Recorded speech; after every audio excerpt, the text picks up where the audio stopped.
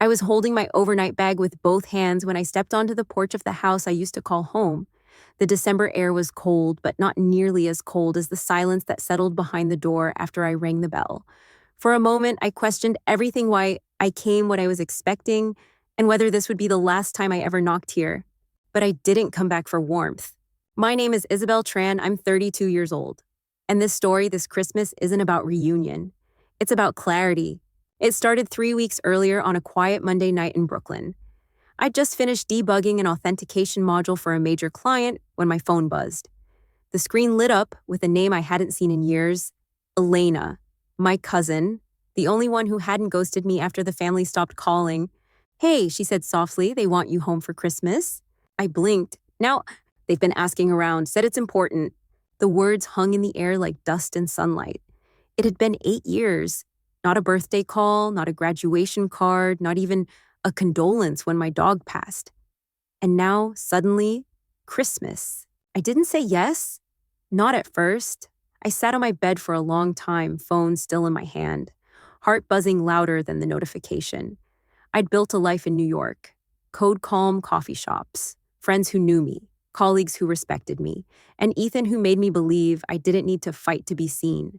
But something inside me itched. Not for approval, not anymore, but maybe for closure. So I said I'd come. I packed gifts I'd chosen with care: custom leather gloves, a silk scarf, a framed photo of the Brooklyn skyline I'd taken myself. I packed my boundaries too, and my strength, the kind I didn't have the last time I stood on that porch. Because this time I wasn't the girl who left empty-handed. I was the woman who had built something worth protecting. Before we go further, tell me, have you ever gone back to a place that never saw you only to show them who you became? Drop your city and time in the comments. And if you know the feeling of returning stronger, hit like, share, and subscribe. Now let's step through that door together. The first thing I noticed wasn't the faded holiday wreath or the flickering porch light.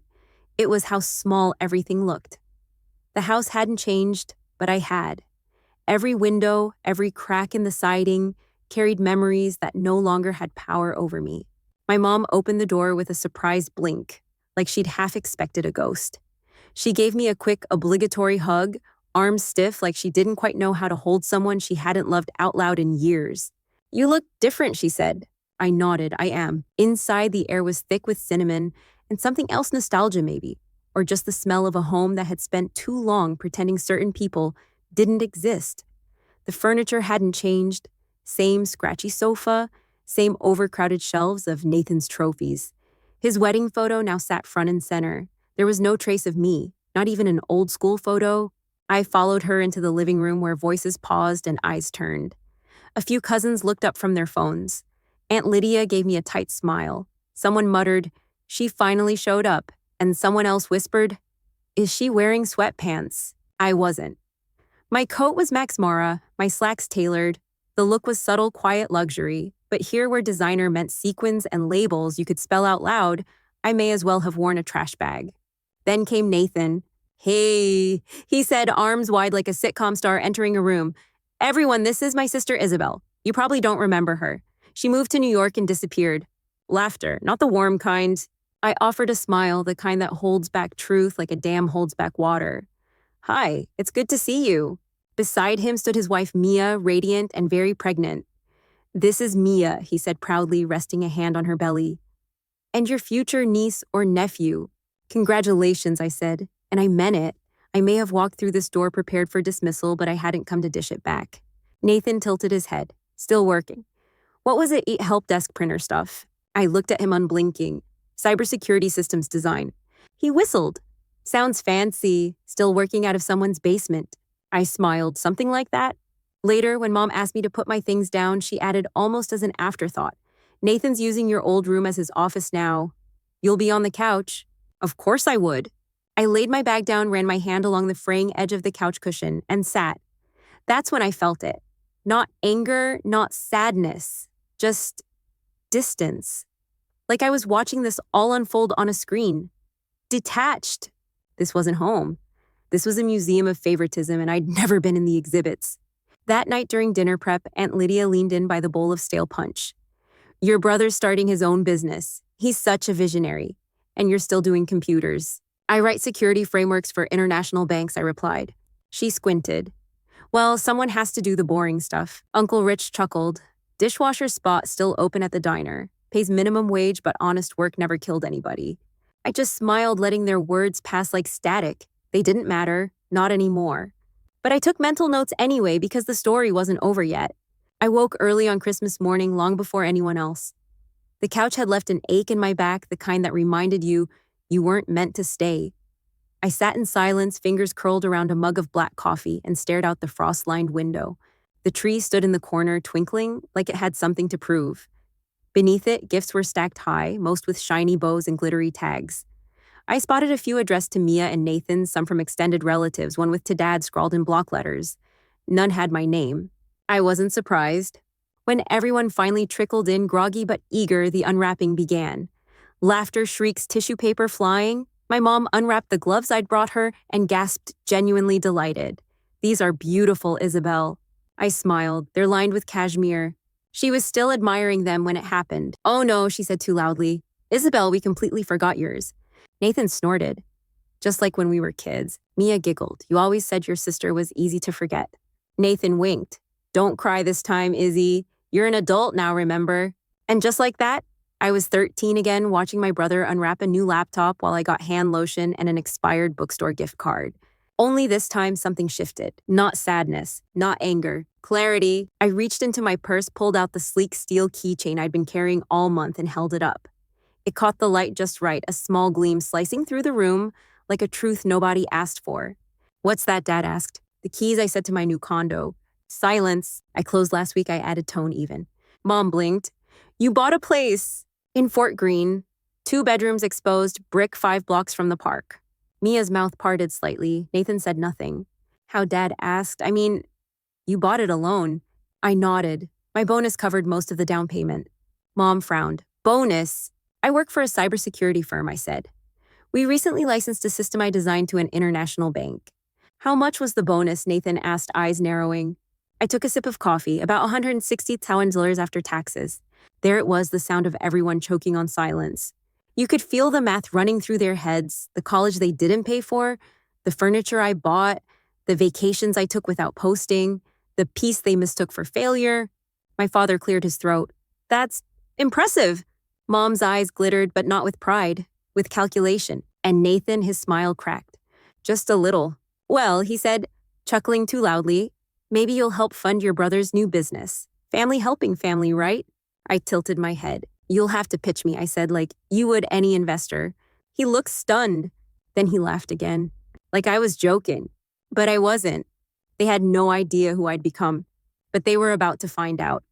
Dinner that night was slow, awkward, and filled with the kind of forced cheer you only see at tables, where everyone's pretending not to want something.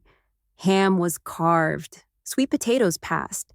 But the main course wasn't food, it was anticipation. Nathan cleared his throat halfway through the meal. So he said casually, like the whole room hadn't been holding its breath, "I've been working on something for a while now. A startup." "Of course." He turned to Dad, who was already nodding. "It's a social platform, but with blockchain integration, totally next gen." I stabbed at my green beans. "We just need a little capital to get rolling." Nathan added, eyes flicking toward me like it was no big deal. "How much?" Mom asked, even though I could see the number already rehearsed in her head. 200,000, Nathan said, smooth as ever. I choked slightly on my water, not because of the number, but because of the audacity. Mom leaned forward. "That's nothing for someone like you, Isabel." There it was, not even pretending anymore. Dad chimed in. "We could put together a plan, maybe set up some kind of family agreement, a small loan with interest." I set down my fork, wiped my mouth gently, and said no. The word dropped like a rock in the center of the table. Mom blinked. "No, I'm not investing." Nathan frowned. "You didn't even hear the full pitch." "I don't need to," I said calmly. "You're being unreasonable," Dad snapped. "He's your brother." "And where was he?" I asked when I was packing my bags alone for college. "When you laughed at the idea of me working in tech. When I graduated and no one called." "That was different," Mom said quickly. "We had a lot going on back then." "You had enough to fly out for Nathan's football games," I replied. "You had enough to help him get his MBA?" "Because he showed promise," she snapped, then caught herself. "I mean, we thought you were doing fine." I stood up slowly. "You made it clear who mattered, and I stopped expecting anything from you a long time ago. Don't do this, Nathan said through clenched teeth. Don't punish the whole family because you feel like an outsider. I didn't feel like an outsider, I said. I was treated like one. I walked toward the stairs, their voices rising behind me. Words like selfish, ungrateful, and cold tumbled after me like stones rolling downhill, but none of them hit. I was untouchable now, not because of the money, but because I finally knew the truth. I never needed their approval, only my own. When I came down with my suitcase 20 minutes later, they were all waiting in the living room. The smiles were gone, replaced by panic. Just think about it, Dad said one last time. Help your brother get on his feet. I looked at Nathan, then at Mom, then finally Dad. I've already helped enough by surviving you. And with that, I stepped out into the night. The cold never felt so clean. The tires crunched softly against the snow as I pulled away from the house headlights cutting through the suburban dark like a farewell. I didn't need to say out loud. I didn't look in the rearview mirror. There was nothing I needed to see back there. Somewhere between Tacoma and the Oregon border, I pulled into a quiet rest stop. The lot was mostly empty, just a semi-truck idling and a couple of cars tucked under flickering lamps. I sat there for a moment, engine off, fingers resting on the steering wheel, like it might tell me what came next. My phone buzzed. A stream of texts, missed calls, group messages I wasn't a part of until today. How could you do this to your family? He's your brother, Isabel. You've always been selfish. Now it's just official. Block, block, block. I deleted the entire family group thread without reading the rest. Then I opened my camera roll and stared at the photo I took of my apartment balcony. The week before, a skyline framed in orange twilight, the lights of Brooklyn starting to flicker on. Home. By the time I reached the city, it was well after midnight. I climbed the 3 flights of stairs to my unit, key in hand, feet aching. But when I stepped inside, everything softened. No flickering lights, no passive-aggressive comments, no rooms that used to be mine now turned into someone else's office. Just silence, safe chosen silence. I poured a glass of Cabernet, kicked off my boots, and stepped out onto the balcony. The city hummed below. I was back. A ping. A text from Sarah, my cousin, my anchor. Heard what happened. Sorry they suck. Don't be, I typed back. Best gift they ever gave me was making sure I knew how to live without them. She sent back a laughing emoji followed by a photo of her new rescue cat named Java. Your mom's telling everyone you're a millionaire who abandoned her. I laughed into the rim of my glass. Let her. That night, I slept without waking up once. No dreams, no noise. Just the soft rhythm of my own breathing in a room I paid for in a life I built myself. The next morning, I stood barefoot in my kitchen, sipping coffee and watching the sunlight creep across the tile. The weight in my chest wasn't gone, but it had shifted. It no longer came from trying to be seen. It came from being free. I didn't owe anyone an explanation, least of all people who only wanted me when I had something they could use. I didn't know what would come next. Work love, maybe even a new city someday, but I knew this much. Whatever I built, it would be mine, and I wouldn't apologize for any of it. A few weeks passed, and winter in Brooklyn softened into that post-holiday quiet where the city exhales. Work picked back up with force.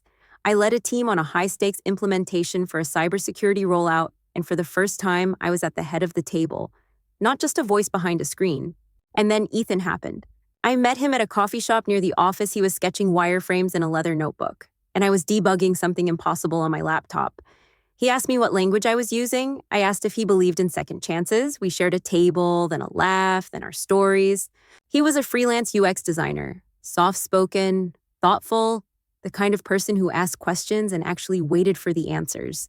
We talked about family, his fractured by control and guilt, mine silenced by favoritism and absence. It was the first time I didn't have to explain why I left, only how long it took to finally do it. By our third coffee, he said something I still carry. You don't have to justify the space you take up. He meant it. And I believed him. We started dating quietly without expectations. He never asked to fix me, just walked beside me while I did the work myself. One night after a long day leading a security audit for a multinational firm, I came home to find he'd cooked. Nothing fancy, just stir-fry and jasmine tea. But there was music playing soft light, and the smell of ginger and garlic comfort layered into everything. You look tired, he said, kissing my temple, but not defeated. I smiled. That's new. We sat cross-legged on the floor, eating out of mismatched bowls, and for the first time in years, I didn't feel like I was chasing stability. I was stable. I was safe. And not because someone gave it to me, because I built it. Sarah still called weekly, updating me with stories from the family I'd stepped away from. I never asked, but she always offered. Nathan's still talking about the startup, she said one day, but now he's calling it a legacy project. Whatever that means. I chuckled. He's still at home. Yeah, she said. With the baby now, they turned your old room into a nursery. Oddly, it didn't stink. That room never felt like mine, I told her. This one does. The past didn't reach for me the way it used to. Its arms were shorter now, and I was farther than they could touch. Every time Sarah brought up a new insult from my mother, she says you're probably laundering money. I laughed. Let them spin their stories. I was finally living mine. Spring arrived gently, like a reward I hadn't realized I'd earned. Trees along the block burst into bloom, soft pink petals floating onto sidewalks where dogs tugged on leashes and kids raced each other home. Life outside was waking up. So was mine. At work, we'd just finalized a contract with an international firm for an AI-enhanced security system I'd spent the last year architecting. When my boss called me into his office, I expected more deadlines. Instead, he offered a promotion head of engineering. The salary's top tier, he said, but more than that, you've earned every bit of it. I blinked, heart racing, not because I was unsure, but because I was finally being seen for the right reasons. That night, Ethan brought home a chilled bottle of champagne and takeout from my favorite Korean spot. He cleared off the balcony table, lit a candle, and we toasted under the soft buzz of string lights. I'd forgotten he'd hung last winter. I've been thinking, I said, foot nudging his under the table, about buying a house. He raised an eyebrow. A real yard. A dog, I added. A bathtub, he said, grinning. A shed where I can pretend to build furniture. I laughed, leaning back in my chair, the city humming beneath us. And no one to tell us we're too much or not enough. He lifted his glass to not needing permission. We clinked. My phone buzzed again. Another unknown number. I let it ring. Then it rang again. And again. I finally answered not out of curiosity, but out of closure. Isabel Nathan's voice was cautious. Forced cheerfulness? Hey, thought we could catch up? Why, I asked my voice cool. Well, life's short. Mia says Madison should meet her aunt, your family, and things are a little tight right now. House needs repairs, some plumbing issues. I said nothing. He pushed. Look, I know it got weird at Christmas, but maybe it's time to move forward. How much, I asked plainly. A pause. Does it matter? It always matters. When he didn't answer, I did what I should have done years ago. I hope your daughter is loved better than I was. And I hung up. Blocked the number. Turned my phone face down. Ethan watched me. You okay? I nodded, better than okay, and I was... Because I'd finally realized that peace doesn't come from reconciliation. It comes from release. Letting go of the hope that one day they'll see you the way you always needed them to and learning to see yourself first. Summer folded over the city like a warm linen sheet, soft, weightless, almost forgiving. The days were longer, the air smelled like grilled corn and jasmine, and even the sirens seemed less urgent. I was thriving. Our engineering department, once a tangled web of overlapping protocols and territorial leads, was now streamlined under my guidance. I led with quiet authority, never needing to raise my voice, just the strength of clarity and competence. My calendar was full, but for once not with obligations I resented. Strategy sessions, speaking panels, one-on-one mentorships. It felt good to pour into something that gave back. Sarah sent another text one night. Your mom told the church you're a crypto scammer now. I nearly choked on my sorbet. Let her, I wrote. That means they're still talking about me. Aunt Nora says you should be ashamed for abandoning blood. They abandoned me first, I replied. I just believed them. The best part of detaching wasn't the silence. It was the space that silence gave me. To breathe, to build, to love Ethan in full sentences, not whispers tucked between responsibilities. We cooked together, biked along the river, rewatched old Studio Ghibli films with subtitles and late-night popcorn. One evening, as we lay tangled on the couch, limbs warm from wine and laughter, Ethan turned to me and asked, Do you think you'll ever go back? I didn't need to ask where he meant. I shook my head. What's the point? Foreclosure. I stared at the ceiling I paid for, the walls that held me, the peace I fought for. They never left space for me. I just stopped begging to be let in. He nodded, brushing a thumb along my cheek. Then I think you already closed it. And that was the truth of it. Family isn't who shares your history. It's who shows up when your hands are empty and your heart is tired. It's Sarah texting me memes after long meetings. It's Ethan putting on my playlist when I'm too tired to speak. It's the friends who sat on floor cushions in my empty condo with takeout and love. They never asked me to be less. They never kept a tally. and they never ever made me feel like love was earned through usefulness. So no, I wouldn't go back. Not to be the dishwasher they once joked I'd become. Not to be the silent sister on the couch, and certainly not to finance someone else's delusion of importance. I had finally learned that walking away isn't weakness. It's freedom. The closer I got to my birthday in late August, the louder the family noise became, just not in person. Word traveled through the invisible thread of community Facebook posts. I wasn't tagged in whispered updates through cousins I hadn't spoken to in years. She's ungrateful, after everything they did for her. How dare she post about vacations when her family's struggling? I stopped replying to most of it. But Sarah, loyal as ever, kept me in the loop, partly out of concern, partly out of that shared understanding that sometimes you need to see the mess clearly to finally let it go. Your mom's been telling people you must be into something illegal, Sarah texted. Says no one gets that successful without help or secrets. I laughed as I read it while standing in line at my favorite bakery. Illegal. The only illegal thing I'd done lately was spend too much on imported matcha. Ethan and I were planning a trip to Japan, something we'd both dreamed about for years. We were learning the language together, bookmarking temples and hidden ramen shops, even building a Google Sheet itinerary, like two absolute nerds in love. I want to see you rest there, Ethan told me one night, forehead pressed to mine. Not check emails, not answer midnight calls, just be. I want that too, I whispered, and I meant it. A week before we were scheduled to leave, I got an unexpected email my old professor from the Tech Institute. She'd read an article quoting me about the future of AI security. Isabel, it read, I still remember the girl who debugged a kernel module at 2 a.m. with one eye open. You were meant for this. Come speak at our fall symposium. I sat in silence after reading it, not because I doubted, but because that girl, that exhausted, overlooked, aching girl had made it all the way here, and someone still remembered. I said yes, not because I needed the validation, but because it felt like planting a flag on the map of who I used to be. And maybe someone in that audience, some overlooked young woman fighting her way through a male-dominated field, might hear me and think, if she can do it, so can I. That night, Ethan brought home flowers. Happy pre-birthday, he said. I got something for us. He handed me a small box. Inside was a key. To the house, I asked, confused. Nope, he said, smiling. To a new place, a real one, with a garden and a little room for you to write code in socks. I laughed, tears threatening. We're buying a house. We're choosing a future, he said. And I realized for all the years I'd begged to be included, to be chosen, to be loved without condition, I had it now. Not in the way I'd first imagined, but in the way that actually mattered. It was raining softly the morning we signed the papers. The lawyer joked that every signature was just another brick in the fortress of adulthood. But to me, it wasn't just bricks. It was a foundation no one else had poured for me. The house sat on a quiet street in a neighborhood filled with tall oaks and sleepy bookstores. It had a wraparound porch, a creaky gate, and enough space to plant whatever future we wanted. There was a sunlit room off the kitchen that Ethan had already started calling your dev cave. I laughed the first time he said it. But when I stepped into that space, sunlight warming the hardwood, I saw more than walls. I saw years of night shifts and cheap instant noodles.